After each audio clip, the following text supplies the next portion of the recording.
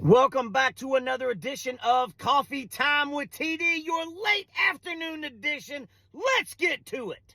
Will there be a Kamala Trump debate? I'm going to go on the record right now and say no. Trump doesn't want that smoke. Just like I said that when Biden and Trump debated, I didn't understand why Biden wanted to do it because it can only go bad for Biden, and it fucking did. If Trump were to debate Kamala, first off, Kamala would beat the other living dog shit out of him. He doesn't want that smoke. But he also knows that it could go real bad for him. Real bad. It can't go bad for Kamala. It's not going to go bad because that's just not how the way the world works. But it could go real bad for Donald. So I'm going to go on the record and say that there won't be a debate between Kamala and Trump because Trump don't want that smoke. No, sir. And let's be honest. I mean, Trump is a simpleton. I mean, in the South, we would say he is touched by Jesus. And we would also say that man needs a Jesus. But I also think he'll blame it because I know he wants it on Fox News, and he'll come up with some fuckery that says, we couldn't get a deal worked out, blah, blah, blah. But just like Trump is a draft dodger, he will be a Kamala Harris debate dodger. And I know that whoever Kamala's and the Democrats' VP pick, J.D. Vance is as sharp as a marble.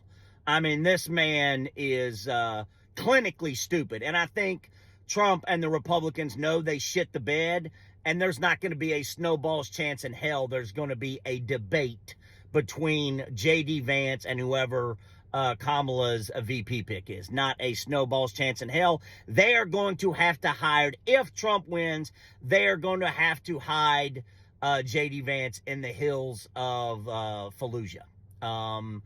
Send his ass to Nicaragua somewhere because this man is clinically stupid.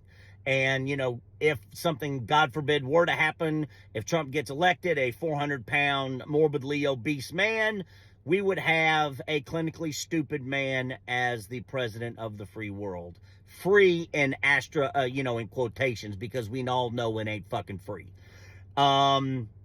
Second thing today, get out and vote, ladies. As I've said, this election is going to tell you exactly where the United States are as a country. Are we going back to 1940, 1950, 1960, or are we going to do our best and try to progress? I don't know. I don't know what's going to happen. I hope, obviously, we make the best decision, the right decision, but please, ladies and people who weren't going to vote, that is going to be the decision maker. Ladies, please. I love you, ladies. Women, magnificent, God's beautiful creature. I love women. Me gusta. All women. I love you. But you got to get out and vote. And you got to get out, especially Kamala has to get the black vote, the minority vote, and especially women and people who weren't going to vote. Got to get out and do it. We cannot afford to go back to the 40s, 50s, or 60s.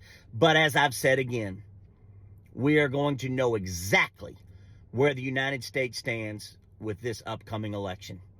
And I pray that we can't go back to the 40s, 50s, or 60s. And also, we can't birth the Donald Trump monarchy.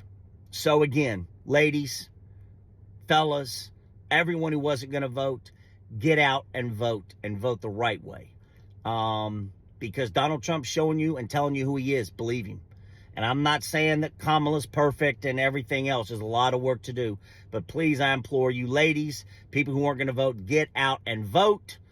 And let's put our best foot forward. And Kamala, Democrats, more aggressive. Attack.